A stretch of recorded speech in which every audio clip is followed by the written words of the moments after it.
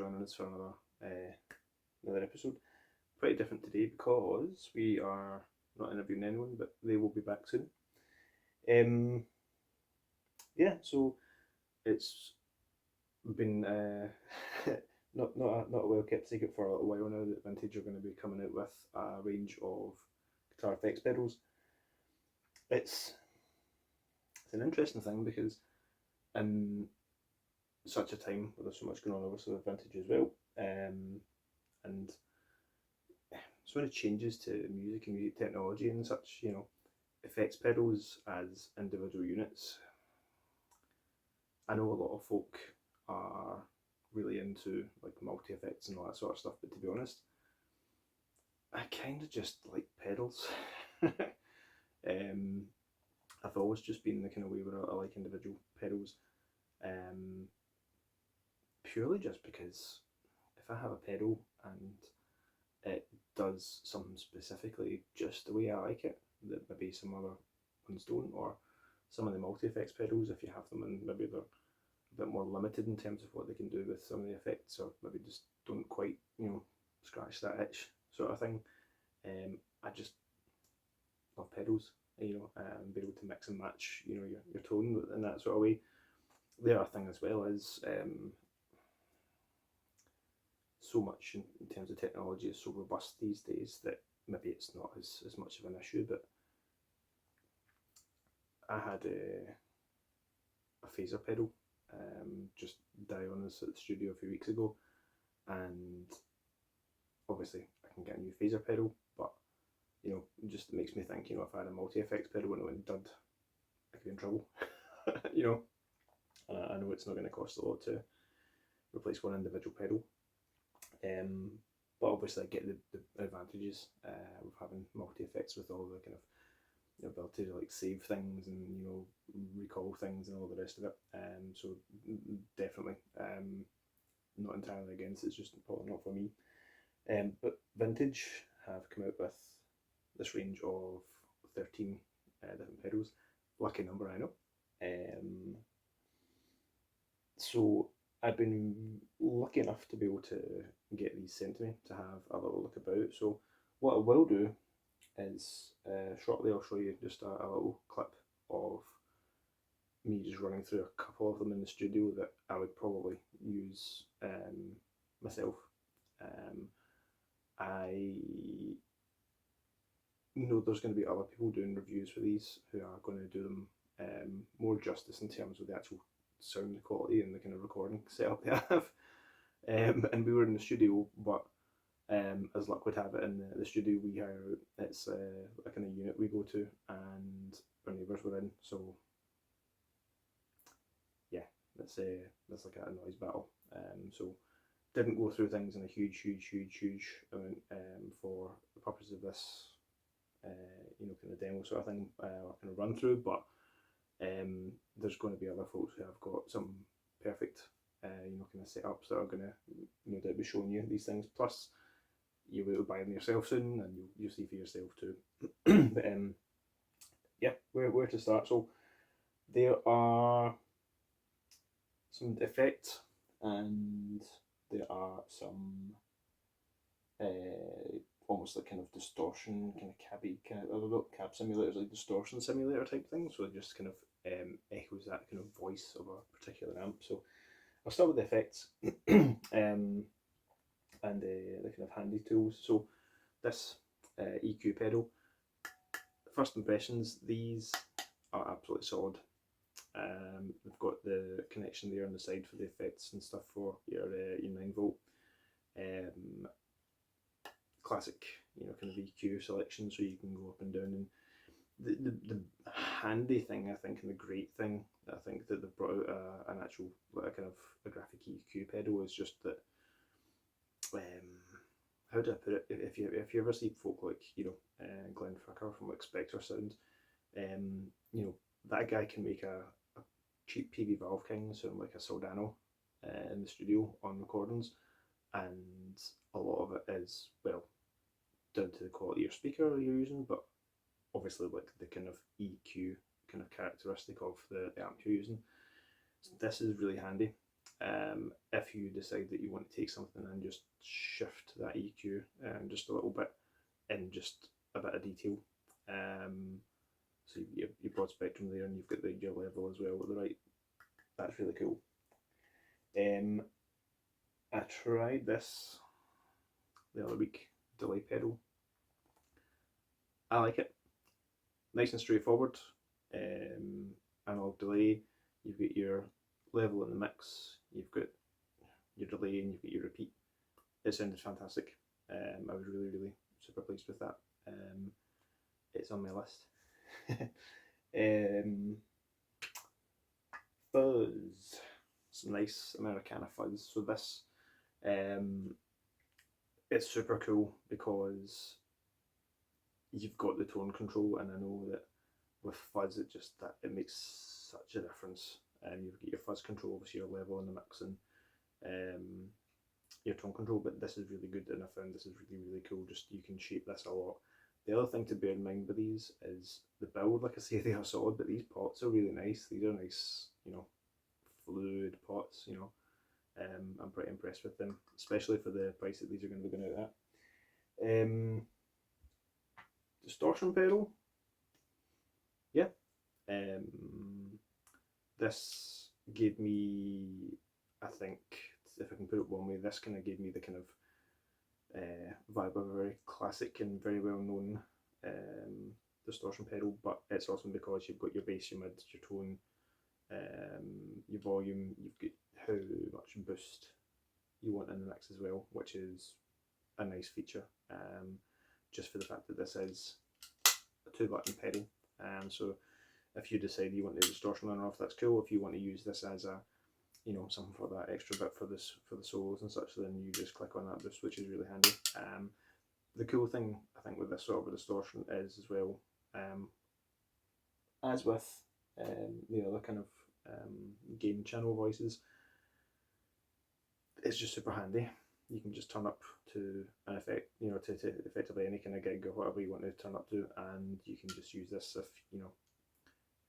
with someone else's amp sort of thing. And if you dig the tone in this, then it can make your life a lot more straightforward if you're kind of forced into a situation where you can't really or haven't really got a lot of gear to take with you. Flanger pedal. Now this flanger pedals are awesome. They're not really my thing, to be honest.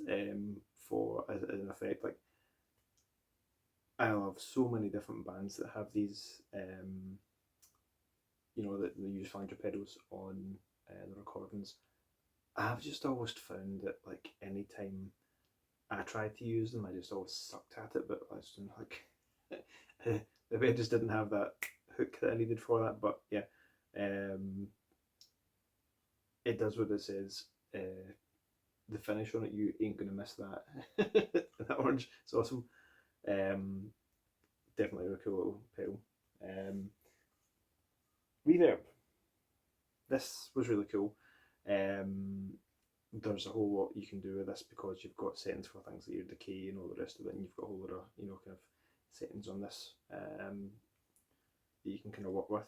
It helps you can really kind of shape things, which I think is really cool. It's not just a on-off. How much do you want? It's the fact that you can really kind of shape reverb with that resolution and all the rest of it, which I think's a nice touch, especially like I say for the price that these are going to be going out at. Transparent overdrive. So again, nice and straightforward with the controls. You get your gain, volume, your tone. Nice, sort of similar colour. You can tell there's a theme here with my favourite colour.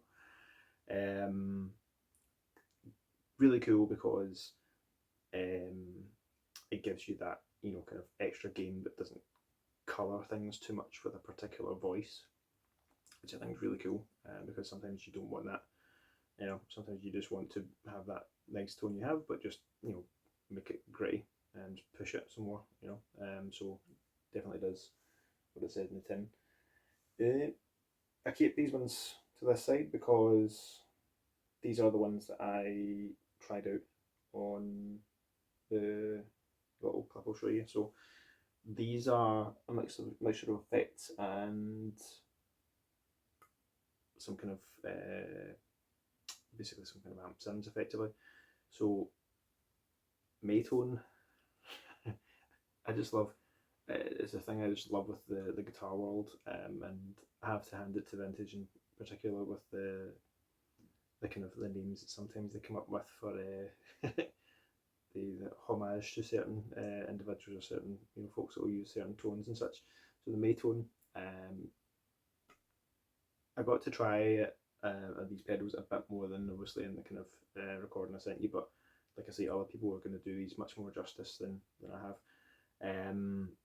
The first impressions in playing that, yeah, that is some AC adjacent goodness. I like the kind of finish on it as well. That's pretty smart. But yeah, that's definitely some kind of AC adjacent finish. As with that and the other kind of amp sims, effectively you get the voice control, which I think is really handy because it means you can just, like I say, shape that just a little bit more. So you've got your EQ along the top, volume in the mix, how much gain you want, drive, and then your voice control, which just lets you kind of shape things a little bit more, which I think is a really super handy kind of thing to do.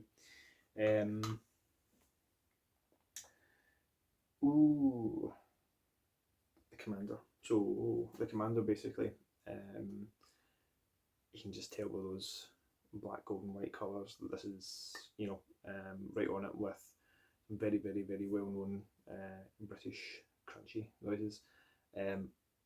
Again, having mucked about a little bit with the voicing on this, it's amazing what you can do for this. And this was basically going into, all of these were going into the clean channel on an Orange Super Crush, which is a cool amp. But definitely, if you are into traditional British kind of, I'll not say the name, but yeah, you know the brand. Definitely worth a look. This, the excuse me, the last of the amp sims, the American Pie, basically. So this is really cool. This gives you, to me, a kind of sort of Fendery kind of distortion, which I really like. And I know that a lot of the early Mesa Boogies were based upon the kind of Fender, but modded. The thing I find really cool with this, especially when I tweaked the voice on it, and obviously with the kind of EQ setting on this, and kind of, I was getting those sorts of tones from this, absolutely no bother at all. Some really rich, kind of gain from it. Really articulate sounding, and like I say, that's literally just through the clean channel of that orange. This is definitely another one on my hit list. Just like I said, because I love that sort of kind of American kind of style distortion, the kind of Fendery boogie type thing. I love this pedal. Definitely going to get one of those. Effects. The last two effects. So, well, one's an effect, one's an overdrive. So the overdrive, you can pretty much guess what that's based upon if you've ever seen any other green overdrive pedal. This, I find, does exactly what I wanted it to do, in terms of just giving that little squeeze to your tone, and particularly handy just if you want just a kind of bare overdriven tone, a little bit of compression. I found that kind of came out of it, much like you'd want to expect from what this is, kind of modelling. Yeah, this is really cool. Definitely worth a look if you're after an overdrive that kind of simulates a screaming tube, for sure. The last two, so uh, tremolo and chorus. So these are really cool. The chorus, I find, so you've got your depth, your level, and your rate. I found the chorus pedal to be really quite sensitive to, kind of to touch with kind of changing these things. So you've got a good variety of, kind of what you can do with this. Yeah, it was really, really, really cool actually.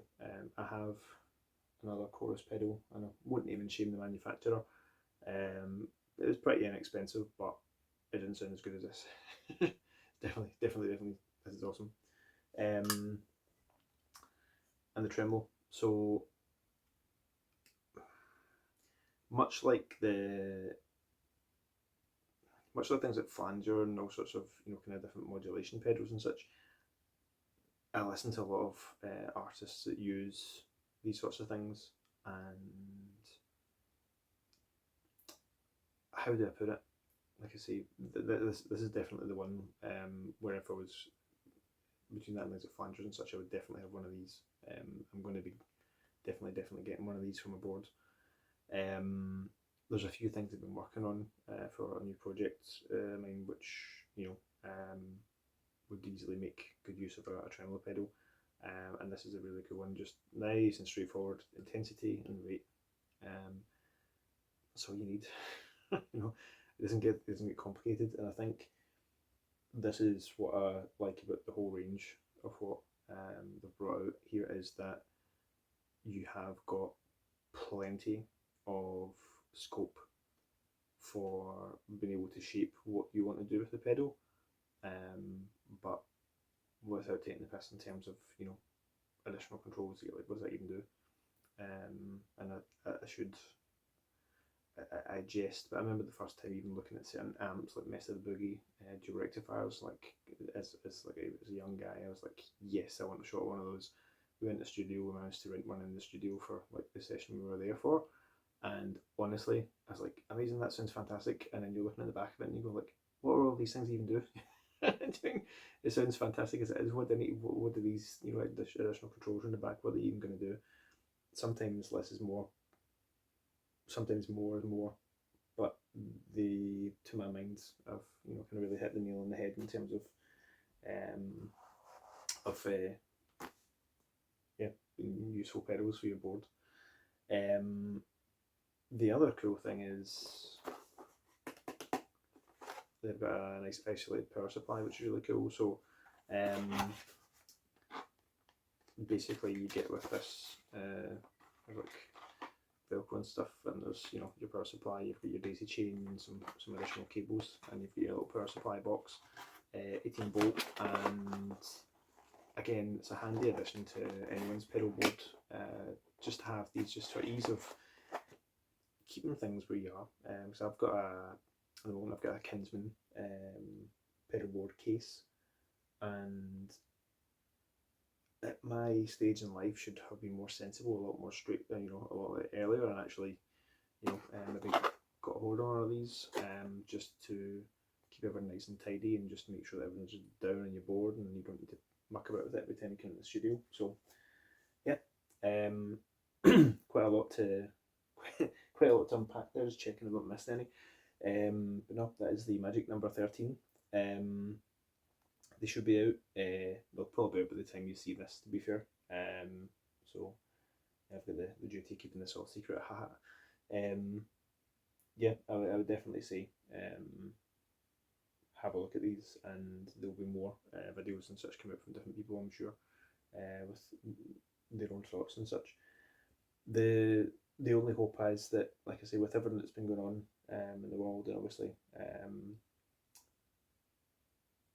I know we're Vintage looking for a new home and such. I hope, dearly hope that they obviously go somewhere with as much passion as the folk of Giant Chase have, for musicians, for just getting cool gear away at very reasonable prices. But I dearly hope that with a new home at some point, that they continue to make these as well, because these are so cool. They really are. So yeah, thank you for tuning in. we'll be back again at some point, hopefully not too long, with some more interviews with some more endorsers. So stay tuned for that as well. And as always, if you want to come and check us out at the Vintage Guitar Players group, we're on Facebook. You can check us out on Instagram at 95 Vintage Legends. We're about, and a friend of the bunch will come and chat all things vintage. Especially if you see things in the back of this interview. Like I say, we'll hopefully be getting some more reviews and such from users in the group as well. So yeah, thank you so much again, and take care now, guys.